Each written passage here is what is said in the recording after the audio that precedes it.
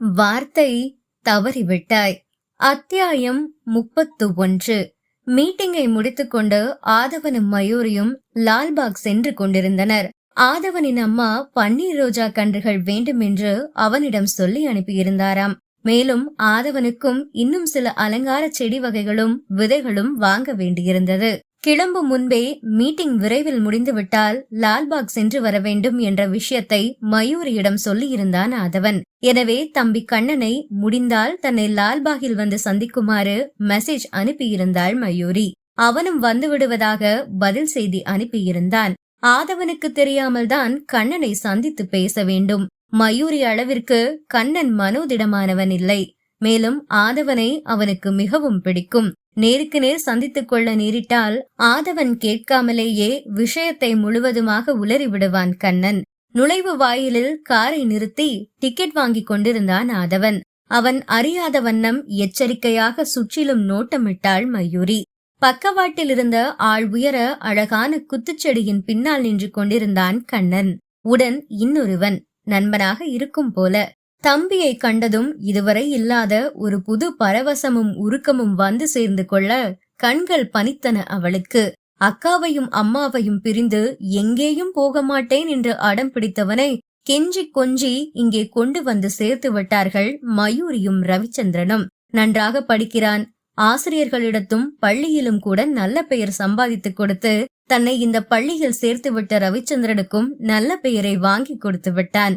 மயூரியை நர்சரியின் முன்னால் இறக்கி விட்டுவிட்டு காரை பார்க்கிங்கில் விடுவதற்காக உள்ளே போனான் ஆதவன். மறைந்திருந்து அதை பார்த்து கொண்டிருந்த கண்ணன் மயூரியை தேடி வந்துவிட இருவரும் பேசிக் கொண்டிருந்தனர். தம்பி கண்ணனை பார்க்க பிரமிப்பாக இருந்தது மயூரிக்கு. 3 வருட பெங்களூர் வாசம். இந்த இதமான தட்பவெட்ப நிலையிலும் குளிரிலும் உடலும் முகமும் ஜொலிக்க தம்பியை பார்க்க பார்க்க ஆசை தீரவில்லை மயூரிக்கு. வயதுக்கு மீறின உயரம். ஆனால் அதையும் தாண்டி குழந்தைத்தனமான பால்வடியும் அதே பிஞ்சு முகம். எப்போது இருவரும் சந்தித்துக் கொண்டாலும் அவன் அக்காவிடம் சொல்லும் ஒரே விஷயம் ஆதவனை பற்றியதுதான். இப்போதும் அதை பற்றிதான் மிகவும் சீரியஸாக சொல்லிக் கொண்டிருந்தான். என்ன நடந்தாலும் பரவாயில்லக்கா, ஆதவன் சார் கிட்ட உண்மைய சொல்லிருக்கா என்றான். மயூரியும் எப்போதும் போல தம்பிக்காரனிடம் சொல்லும் அதே சமாதானத்தை தான் இப்போதும் சொல்லிக் கொண்டிருந்தாள். உண்மைய சொன்னா அவன் தாங்க மாட்டா கண்ணா. 3 வருஷத்துக்கு முன்னாடியே எல்லாத்தையும் முடிச்சாச்சு. முடிஞ்ச விஷயம் முடிஞ்சு போனதாவே இருக்கட்டும். பழையது எதையும் கிளற வேண்டாம். அதனால யாருக்கும் எந்த நல்லதும் நடக்க போறதில்ல. வீணா கஷ்டம் தாண்டா. அதை விட இப்படியே இருந்துருவோமே. கெஞ்சலாக தமக்கை சொன்னதை கேட்டுக்கொண்டிருந்த கண்ணனின் முகம் ஏமாற்றத்தால் வதங்கியது. கண்ணனின் மூடை மாற்றுவதற்காக அவர்களிடையே நடைபெற்றுக் கொண்டிருந்த உரையாடலின் போக்கை மாற்றி அவனுடைய படிப்பை பற்றி விசாரிக்க ஆரம்பித்தாள் மயூரி. அதற்குள் காரை பார்க்கிங்கில் விட போன ஆதவன் தூரத்தில் வந்து கொண்டிருப்பது தெரிய கண்ணன் நர்சரிக்குள் சென்று விட்டான். ஆனால் தூரத்திலிருந்து வரும்போது இவர்களை கவனித்துக் கொண்டுதான் வந்தான் ஆதவன். வந்தவுடன் யார் என்ன என்று விசாரிக்கவும் செய்தான். அதற்கு மயூரி, அவன் ஏதோ வெளியூர் பையனா, இங்க நர்சரியில செடிகளோட விலை கம்மியா இருக்குமான்னு என்ன கேட்டான். நானே இந்த ஊருக்கு புதுசுதான், அதனால எனக்கு பெருசா எந்த ஐடியாவும் இல்லைன்னு சொல்லிட்டு இருந்தேன் என்று அவன் நம்புவது போலவே ஒரு பொய்யை சொல்லி வைத்தாள். நர்சரிக்குள் நுழைந்த ஆதவன் முகப்பிலேயே இருந்த ரோஜா கன்றுகளை பார்க்க ஆரம்பிக்க அவனிடம் சொல்லிவிட்டு நர்சரியின் கடைசியில் பின்பக்கமாக இருந்த மரக்கன்றுகளை பார்க்க போனாள் மயூரி. அங்கேதான் கண்ணன் நின்று கொண்டிருந்தான். 1 அடி 2 அடி கூட உயரமில்லாத அந்த ஒட்டு மரக்கன்றுகள் கொத்து கொத்தாக பூத்திருக்க அதனை அதிசயமாக பார்த்தபடி அங்கேயே சுற்றி கொண்டிருந்தார்கள் மயூரியும் கண்ணனும். தாயார் சொல்லி அனுப்பி இருந்தபடியே சில பன்னீர் ரோஜா கன்றுகளையும் அப்புறம் இன்னும் சில அழகான பலவண்ண ரோஜா கன்றுகளையும் வாங்கினான் ஆதவன். மேலும் அலங்காரத்திற்காக வளர்க்கப்படும் குட்டி குட்டி போன்சாய் மரங்களில் 3 வாங்கினான் ஆதவன். அவனுக்கு 2, ஆலமரம் 1, ஜேட் 1, இன்னொன்று மயூரிக்காக வாங்கினான். அடிநியம் தடிமனான அடிபாகத்துடன் குட்டி குட்டியாக விரிந்து பறந்திருந்த அந்த கிளைகளில் கொத்து கொத்தாய் அடர் பிங்க் நிற பூக்கள். அவளுக்கென்று வாங்கிய அந்த மினியேச்சர் பச்சை மரத்தை அவளிடம் காட்டி, பிடித்திருக்கிறதா என்று கேட்டுவிட்டு இன்னும் ஏதாவது செடிகள் வாங்க வேண்டுமென்றால் அதையும் வாங்கி கொடுக்கலாம் என்பதற்காகவே அவளை தேடிச் சென்றான் ஆதவன். சுவாரஸ்யமாக தமக்கையோடு கதை பேசி சிரித்துக் கொண்டிருந்த கண்ணன் மயூரியை தேடிக்கொண்டு வந்த ஆதவனை கவனிக்கவில்லை. ஆனால் பேச்சொரு பக்கம் இருந்தாலும் காரியத்தில் கண்ணாக இருந்த மயூரி ஆதவனை கண்டு சைகை செய்ய அப்படியே செடிகளை பார்வையிட்டவாறே உள்ளே சென்று மறைந்து விட்டான் கண்ணன். இதை கவனித்துக் கொண்டுதான் வந்தான் ஆதவன். நர்சரிக்கு வெளியே நின்று மயூரியோடு பேசிக் கொண்டிருந்தவன்தான் இப்போதும் அவளோடு பேசிக் கொண்டிருக்கிறான். யாரோ ஒருவன் என்றுதானே சொன்னாள் மயூரி. ஆனால் அவர்கள் இருவரும் பேசிக் கொண்டிருந்ததை பார்த்தால் அப்படி தோன்றவில்லை. நிச்சயமாய் மயூரி சொன்னது போல அவன் யாரோ ஒரு அந்நியன் இல்லை, முன்பின் தெரியாத யாரோ ஒருவனையா தோளை தொட்டு பேசிக் கொண்டிருப்பாள் மயூரி. பல வருட பழக்கம், ரொம்பவும் அந்யோன்யம் போல இருந்தது அவர்களுடைய பேச்சு. இவ்வளவையும் துல்லியமாக கணக்கிட்டு கண்டுபிடிக்க தெரிந்த ஆதவனுக்கு மயூரியோடு பேசிக் கொண்டிருந்தவன் கண்ணன் தான் என்பதை மட்டும் கண்டுபிடிக்க முடியவில்லை. காரணம், உடல் அளவில் கண்ணனிடம் நிறைய மாற்றங்கள். தெரிந்தே திட்டமிட்டே மயூரி தன்னை ஏமாற்றுவதாக உள்ளூர ஒரு பயங்கர எரிச்சல் மூண்டது ஆதவனுக்கு. கூடவே அளவிட முடியாத ஏமாற்றமும்.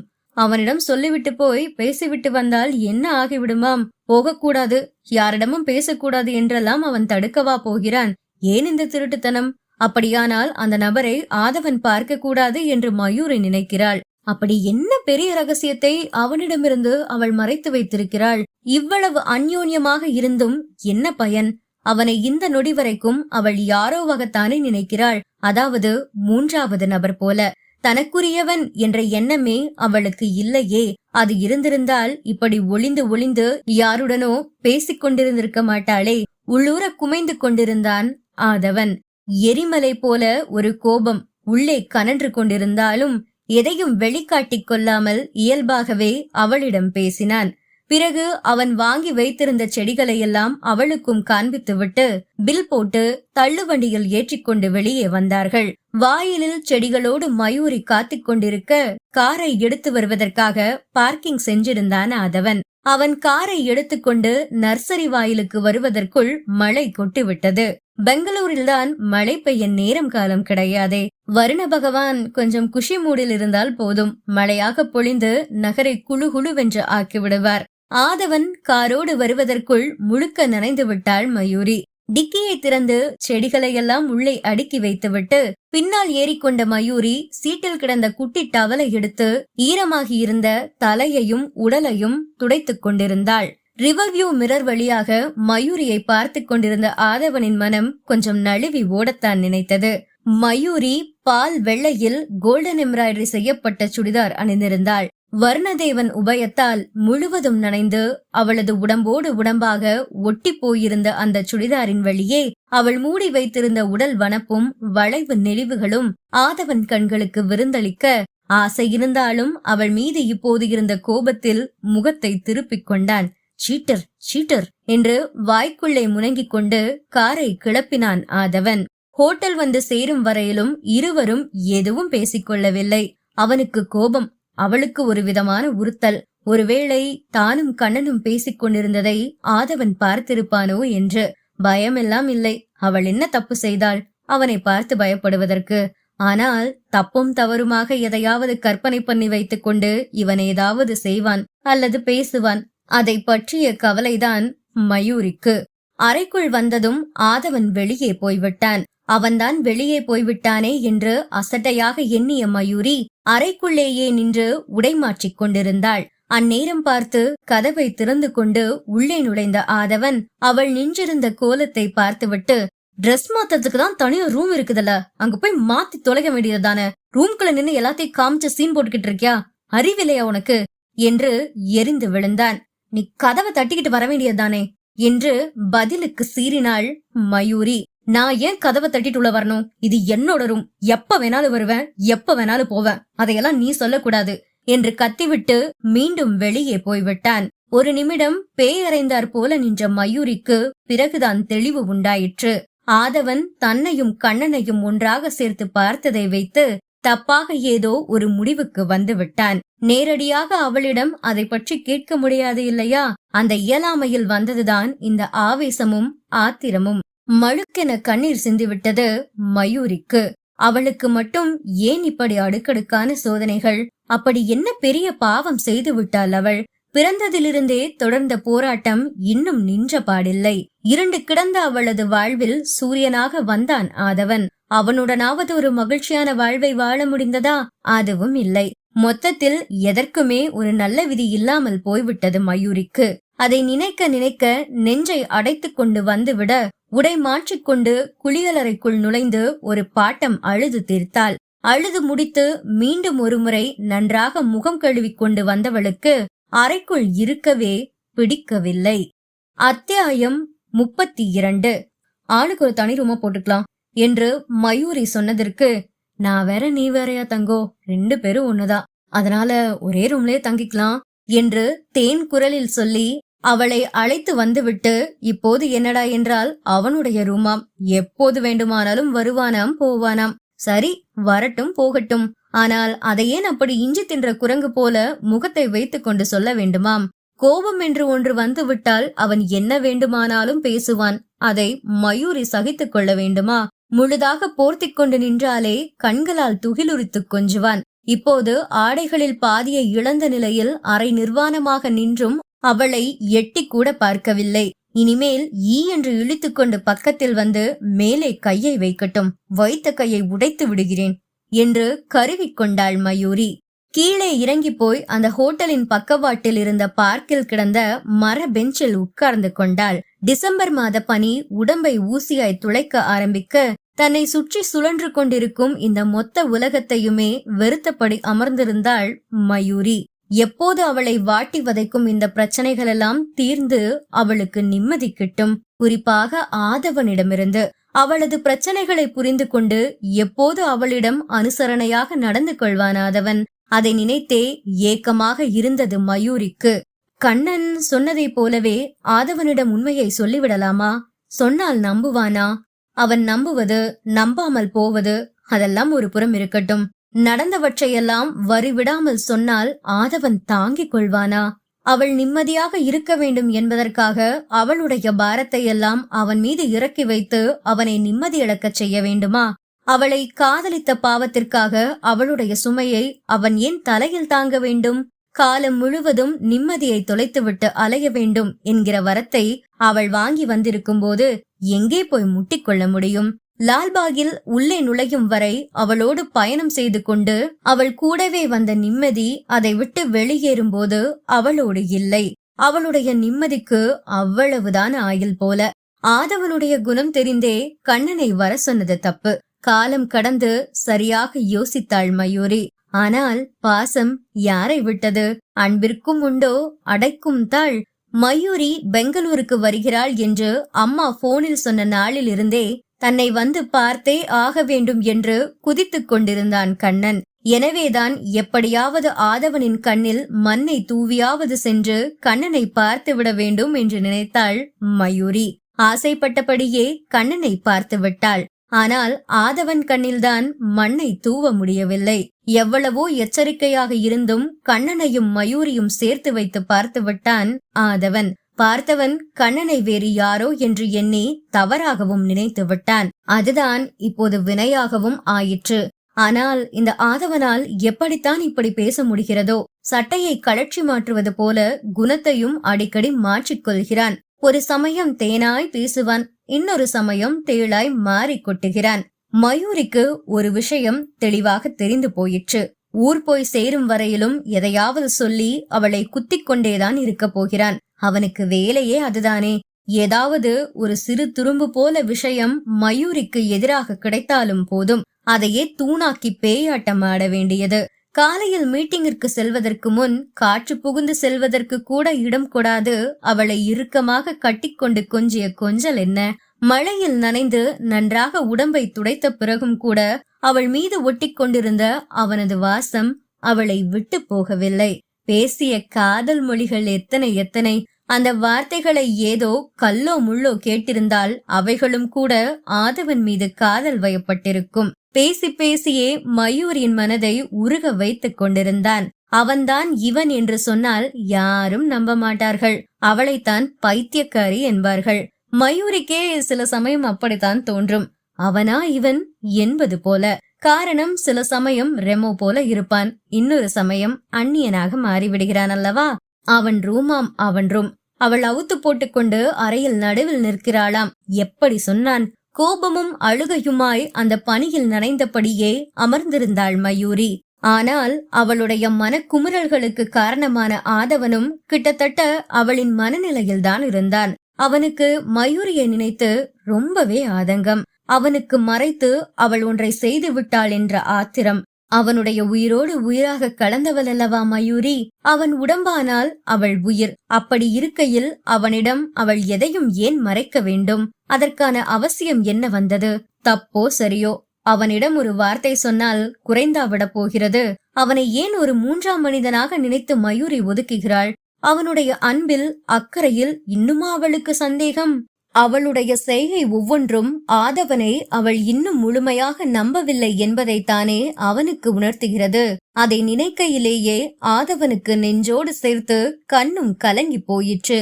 பார்வையில் கூட அவளிடம் கோபத்தை காண்பிக்க கூடாது என்றுதான் ஒவ்வொரு முறையும் அவனும் நினைக்கிறான். ஆனால் அப்படியா நடக்கிறது? அவளோடு இருக்கும் ஒவ்வொரு மணித்துளியும் அவனுக்கு சொர்க்கம் போலத்தான். அந்த மகிழ்ச்சிக்கு எந்த பங்கமும் வந்துவிடக் கூடாது என்று நினைக்கிறான். பல சமயங்களில் அது முடியாமல் போகிறது. கத்தி விடுகிறான். லால்பாக்கில் அத்தனை ரோஜா செடிகளையும் வாங்கி வைத்துவிட்டு வேலை மெனக்கெட்டு அவன் மயூரியை அழைக்க போனது எதற்காக? அவன் வாங்கி வைத்திருந்த அந்த பன்னீர் ரோஜா செடியில் மலர்ந்திருந்த பூக்களின் இதழ்களை வைத்து அவளிடம் ஒரு ரகசிய கதையை சொல்லி அவளை இன்பக் கடலில் மூழ்கடிக்கத்தான். அவளானால் எவனோ ஒருவனிடம் பேசிக் கொண்டிருக்கிறாள் சிரித்து சிரித்து. இதில் பொய் வேறு. வந்த கோபத்திற்கு இழுத்து 4 அறை கன்னத்தில் கொடுக்க நினைத்த கைகளை வெகுவாக அடக்கிக் கொண்டான். அவ்வளவு ஆத்திரம். அதோடு மொத்த உணர்வுகளுமே செத்து போய்விட்ட மாதிரி இருந்தது அவனுக்கு. சை என்று எரிச்சலாய் அழுத்துக் கொண்டே இடது கை மணிக்கட்டை திருப்பி மணியை பார்த்தான். 10 நெருங்கிக் கொண்டிருந்தது. பதறிவிட்டான். வெளியே போன மயூரி இன்னும் ஏன் வரவில்லை? போன் செய்து பார்த்தான். அவளுடைய போன் கட்டிலில் தான் கிடந்தது. எழுந்து கீழே போனான். கொட்டும் பணியில் தன்னந்தனியாக அமர்ந்திருந்தாள் மயூரி. ஒரு இலக்கே இல்லாமல் எங்கோ வெறித்து பார்த்து கொண்டு எதையோ பறிகொடுத்தார் போல அவள் அமர்ந்திருந்த கோலம் அவன் மனதை உருக்க ஒரு பெருமூச்சோடு அவள் முன்னே போய் நின்றான். உள்ளவா மயூரி என்றான் சின்ன குரலில். நான் வரமாட்டேன், விடியற வரைக்கும் இங்கேதான் இருக்க போறேன் என்றாள் அவள். இது விடியற வரைக்குமா? அதுவும் இந்த பனிக்குள்ள? விஷம் மாதிரி கொட்டுதிரி பனி என்று அதிர்ந்தவன் மறுபடியும் ஒரு நீண்ட மூச்சை விட்டு விட்டு, சரி, நான் ரூம்குள்ள வச்சு பேசினதுக்கு சாரி, தெரியாம பேசிட்டேன். இனிமே அப்படி பேச மாட்டேன். ஏற்கனவே சாயந்தரம் மழையில வர ரொம்ப நினைஞ்சிட்டேன். அப்புறம் இவ்வளவு நேரமா ஸ்வெட்டர் கூட போடாம இந்த குளிர்ல உட்கார்ந்துருக்க. எழுந்துரு மயூரி, உள்ள போகலாம், காய்ச்சல் வந்துட போகுது என்று ஆதவன் உருக. சும்மா இந்த அக்கிரமையெல்லாம் இருக்கிற மாதிரி நடிக்காத. எனக்கு காய்ச்சல் வந்தா என்ன, ஜன்னியே வந்தாலும் பரவாயில்ல, அது என்னோட கவலை. நீ ஏதோ உன்னோட ரூம்னு சொன்னியே, அங்க போய் மெத்தையில படுத்து நல்லா தூங்கு. வந்துட்டான் பெருசா பேசறக்கு, போடா என்று தலையை சிலுப்பிக் கொண்டாள் மயூரி. பதில் பேசாமல் கொஞ்ச நேரம் அவளை பார்த்து கொண்டு நின்ற ஆதவன் பிறகு அவளை ஒட்டினார் போல் அமர்ந்து ஒரு கையை அவளது தோளில் போட்டு தன்னோடு சேர்த்து அணைத்துக் கொண்டான். கோபத்தில் பற்களை கடித்துக் கொண்டே, தூர போடா என்றவள் தனது முழங்கையை வைத்து அவனது விழாவில் இடித்தாள். கொசு கடித்தால் கூட ஏதோ ஒரு ரியாக்ஷனை காட்டியிருப்பான் போல. அவள் அவனை முழங்கையால் இடித்தது ஏதோ பூச்செண்டு மோதியது போல மெத்தென்றுதான் இருந்தது அவனுக்கு. பின்னே அவனது உடற்கட்டுக்கு அப்படித்தான் இருக்கும். 6 அடி 2 அங்குல உயரம், அதற்கு ஏற்றாற் போல 1 கிராம் சதை கூட அதிகம் இல்லாத கட்டுக்கோப்பான உழைத்து உழைத்து உரமேற்றிய உடம்பு. ஒரு இளவரசனுக்குரிய கம்பீரமும் மிடுக்குமாக தேஜஸாக இருந்தான் ஆதவன். மீட்டிங்கிற்கு வந்திருந்த பெண்கள் அனைவருமே அவனை பார்வையால் மேயத்தான் செய்தார்கள். அதோடு அவனோடு சென்ற மயூரியையும் அவர்கள் அளவெடுத்து பார்க்க தவறவில்லை. ஆனால் அவர்கள் மயூரியை பார்த்த அந்த பார்வையில் பொறாமை பொதிந்திருந்தது. ஒருவேளை அவர்கள் மயூரியை ஆதவனின் மனைவியாகவோ அல்லது அவனுடைய காதலியாகவோ எண்ணியிருக்கலாம். அதனால்தான் அவர்களது பார்வையில் அத்தனை கடுப்பு. என்னவோ அவர்களுடைய உடைமையை இவள் தட்டி பறித்து கொண்டது போய்விட்டதை போல அவர்களையெல்லாம் நினைத்து மனதிற்குள்ளேயே சிரித்து கொண்டவள் ஆதவனை பெருமை பொங்க பார்த்தாள். என்னவன், எனக்கானவன் என்கிற பெருமை. ஆனால் எவ்வளவு காதல் அவனை ஏறிட்டு பார்த்த அந்த விழிகளில் ஒரு கணம் தடுமாறி விட்டான் ஆதவன். ஒட்டுமொத்த ஆணினத்தையும் அழிப்பதற்காக ஆண்டவன் படைத்த முதல் ஆயுதம் பெண்களின் கண்கள்தானோ என்று வியப்பாக இருந்தது ஆதவனுக்கு. கிட்டத்தட்ட 3 வருடங்களாக கனவிலும் நேரிலும் பார்த்து பார்த்து ரசித்த விழிகள். ஆனாலும் ஒவ்வொரு முறை பார்க்கும் பொழுதும் அந்த விழிகள் அவனுக்கு புதியன போல தோன்றும், ஒரு புது சங்கதியை சொல்லும். இப்போதும் கூட அந்த விழிகள் அவனிடம் ஏதோ ஒன்றை சொல்லிக் கொண்டுதான் இருந்தன. அத்தியாயம் 33. கையில் இருந்த நோட்பேடில் எதையோ தீவிரமாக எழுதி கொண்டிருந்த ஆதவன் அதை மறந்துவிட்டு அவளை பார்த்து கண்களாலேயே என்ன என்று கேட்டான்.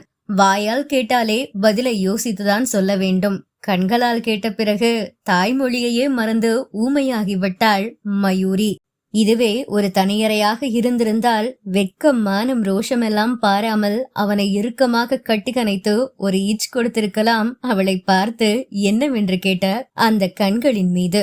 ஆனால் நூற்றுக்கணக்கானோர் கூடியிருக்கும் இந்த அரங்கில் வைத்து இப்படி அவனை விழுங்குவது போல பார்ப்பதே தவறு. அப்புறம் அவளுக்கும் மற்ற பெண்களுக்கும் என்ன வித்தியாசம் என்று கேட்டது உள்மனது. எனவே கண்களை தாழ்த்திக் கொண்டாள் மயூரி. இவ்வளவு நேரமாய் வேறு ஏதேதோ சிந்தனைகள் ஓடிக்கொண்டிருந்தன. ஆனால் அவன் அருகே வந்து நெருக்கமாய் அமர்ந்து கொள்ளவும் அவன் உடல் தந்த கதகதப்பில் உடலும் உள்ளமும் ஒரு சேர கிளர்ந்துவிட யோசிக்கும் திறனை அறவே இழந்து விட்டது போல வாய்மூடி மௌனியாகிவிட்டாள் அவள். ஒரு கையால் அவளது தோளை அணைத்துக் கொண்டு இன்னொரு கையால் அவளது இரு கை விரல்களையும் ஒன்றாக சேர்த்து தனது கரங்களுக்குள் பொதிந்து கொண்டான் ஆதவன். அவனது உடல் சூட்டோடு சேர்ந்து தன் உணர்வுகளையும் அவளுக்குள் கடத்திக் கொண்டிருந்தான் அவன். கோபத்திலும் ஒருவருக்கொருவர் சளைத்தவர்கள் இல்லை, அதுபோலவே காதலிலும். தோளில் இருந்த ஆதவனுடைய கை மெதுமெதுவாக ஸ்லோ மோஷனில் கீழே இறங்கி அவள் அணிந்திருந்த அடர் பிங்க் நிற குர்தாவுக்குள் திருட்டுத்தனமாக நுழைந்து இடையை வருட துள்ளிவிட்டாள் மயூரி. என்னடி இப்படி குளிருது, இன்னும் கொஞ்ச நேரம் இங்கே உட்கார்ந்திருந்தா 2 பேரும் ஐஸ் கட்டியா மாறிடுவோம். உள்ள போகலாம், நீ இன்னும் சாப்பிட கூட இல்ல, வா சாப்பிட போகலாம் என்றான் மென்மையான குரலில். அந்த குரல் அவளது செவி வழியே நுழைந்து ஒரு பூவை போல அவளது இதயத்தை வருடி கொடுக்க நிமிர்ந்து அவனை பார்த்தாள். ஏனோ அவன் முகம் பார்க்காத நேரம் மட்டும் குழப்பமாக கொதிக்கும் கோபம் அவன் முகத்தை கண்டுவிட்டால் அடங்கி ஒடுங்கி விடுகிறது. கோபத்தை விரட்டிவிட்டு அந்த இடத்தை காதல் ஆட்கொண்டு விடுகிறது. சரியான மாயக்காரன், அதுவும் அவளது மனதை மயக்கும் வித்தை தெரிந்த மாயக்காரன். ஒன்றும் பேசாமல் எழுந்து உள்ளே நடந்தாள். இரவு உணவை முடித்துவிட்டு அறைக்குள் வந்தார்கள் இருவரும். கட்டிலில் கிடந்த ஒரு தலையணையையும் கம்பளியையும் எடுத்துக்கொண்டு சோஃபாவில் போய் படுத்து விட்டாள் மயூரி. ரெஸ்ட் ரூமிற்கு சென்று வந்த ஆதவன் மயூரி கட்டிலில் படுக்காமல் சோஃபாவில் படுத்திருப்பதைக் கண்டு திகைத்தான். வேக வேகமாய் வந்து சோஃபாவின் அருகே மண்டியிட்டு அமர்ந்தவன் மயூ என்று அழைத்தான். சத்தமே இல்லை. மறுபடியும் மயூ என்றான். அவள் எட்டி கூட பார்க்கவில்லை. நீட்டி நிமிர்ந்து படுக்க அவ்வளவு பெரிய கட்டில் இருக்கும்போது ஏண்டி இங்க வந்து இப்படி சுருட்டி மடக்கி படுத்திருக்க? ஒழுங்கா தூங்க முடியாது மயூரி, காலையில உடம்பெல்லாம் வலிக்கும். எழுந்து வா, கட்டில்ல வந்து படு, நான் வேணும்னா இதுல படுத்துக்கிறேன் என்று ஆதவன் கெஞ்சிக் கொண்டிருக்க அவனை கொஞ்சம் கூட சட்டை செய்யாமல் வீஞ்சிக் கொண்டு அப்படியே படுத்திருந்தாள் மயூரி. அவளையே சிறிது நேரம் பார்த்து கொண்டிருந்தவன் சட்டென அவள் போர்த்தி இருந்த கம்பளி போர்வையை உருவி தூர போட்டுவிட்டு அவளை அப்படியே தூக்கி கொண்டு வந்து கட்டிலில் போட்டு அருகே படுத்துக்கொண்டு அவள் எழுந்து ஓடாமல் இருக்க தனது கால்களை அவளது கால்களின் மீது போட்டு லாக் பண்ணி விட்டான். விடிகிற வரைக்கும் எங்கேயும் போகாம இங்கதான் படுத்து தூங்கணும். எந்திரிச்சு போய் சோஃபால படுத்தேனா நானும் இங்க படுத்துக்க மாட்டேன். ஹீட்டர் ஆஃப் பண்ணிட்டு பெட்ஷீட் கூட விரிக்காம வெறும் தரையில போய் படுத்துக்குவேன் என்று மிரட்டிவிட்டு அவள் மேல் போட்டிருந்த கால்களை அகற்றிக்கொண்டு தள்ளி படுத்தான். இதையும் மீறி சோஃபாவில் போய் படுத்துக்கொள்வாளா மயூரி? ஆடவும் இல்லை, அசையவும் இல்லை.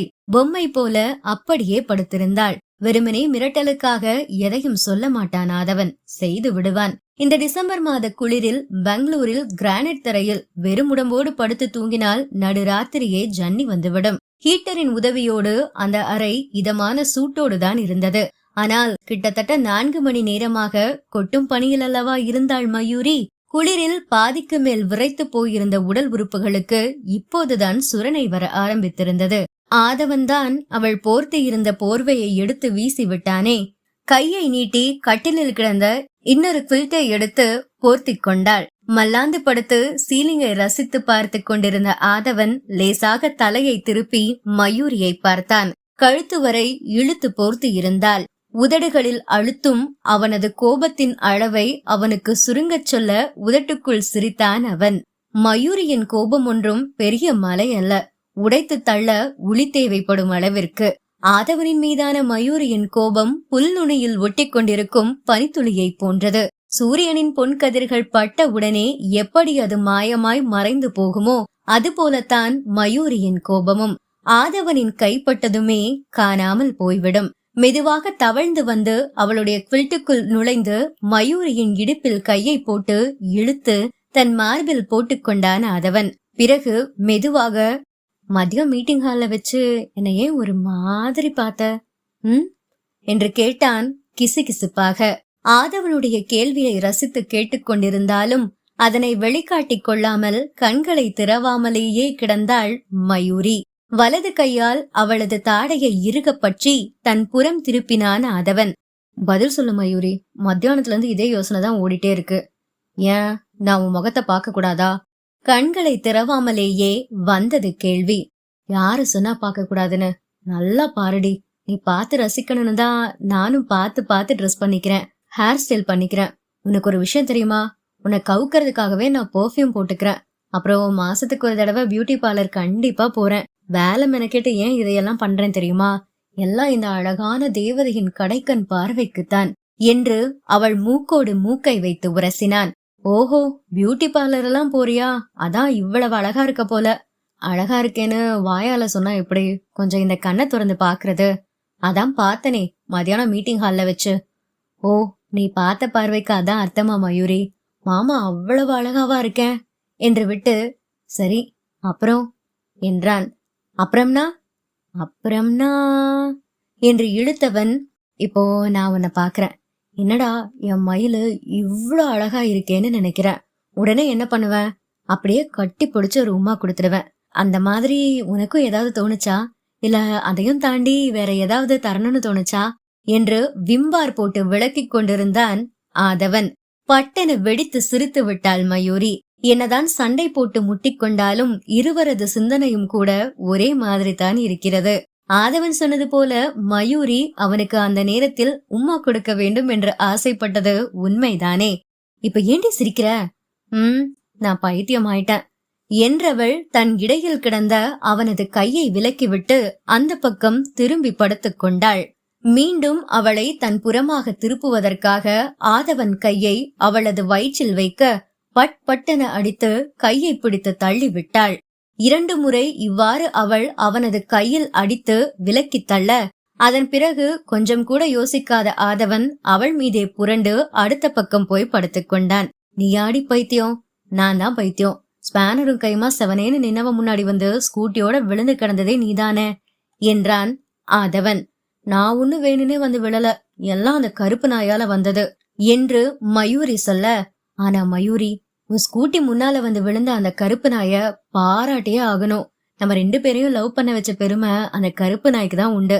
அந்த ஆக்சிடென்ட்டுக்கு அப்புறம் தினமும் நான் அந்த நாய்க்கு பிஸ்கெட் வாங்கி போடுவேன் தெரியுமா? பிஸ்கெட் வாங்கி சாப்பிடுற பழக்கத்துல ஒரு நாள் நான் வீட்டுக்கு போகும்போது பின்னாடியே வந்துச்சு. அம்மா அதுக்கு சாப்பாடு போட்டாங்க. அப்புறம் அதுவே வழக்கமாகி போச்சு. அந்த கருப்பு நாய்க்கு தினமும் டின்னர் எங்க வீட்டுலதான் என்று சொல்லி ஆதவன் சிரிக்க, அந்த சிரிப்பில் தன்னையும் இணைத்துக் கொண்டாள் மயூரி. இருவரது நகையொலியும் கேட்பதற்கு ஒரு இனிமையான சங்கீதம் போல இருந்தது மயூரிக்கு. அவனோடு சேர்த்து சண்டை போடுவதே ரசிக்க தகுந்த விஷயமாக இருக்கும்போது சிரிப்பதை பற்றி கேட்கவா வேண்டும்? மனம் விட்டு சிரித்துக் கொண்டிருந்தாள் மயூரி. ஆனால் சிறிது நேரத்திற்கு பிறகு அவளது சிரிப்புக்கு இணையான அவனுடைய சிரிப்பு சட்டென்று நின்று போக, அதோடு இவளது சிரிப்பும் நின்று போனது. சிரித்துக்கொண்டே தூங்கிவிட்டானா என்ன? மெதுவாக கண்களை திறந்தாள். மிகவும் ரசனையாக அவன் அவளை மட்டும்தான் பார்த்து கொண்டிருந்தான். நேரெதிரே அவளை வெறித்துக் கொண்டிருந்த அவனது விழிகள் எதையோ வேண்டி ஏக்கத்தோடு அவளிடம் யாசித்துக் கொண்டிருந்தன.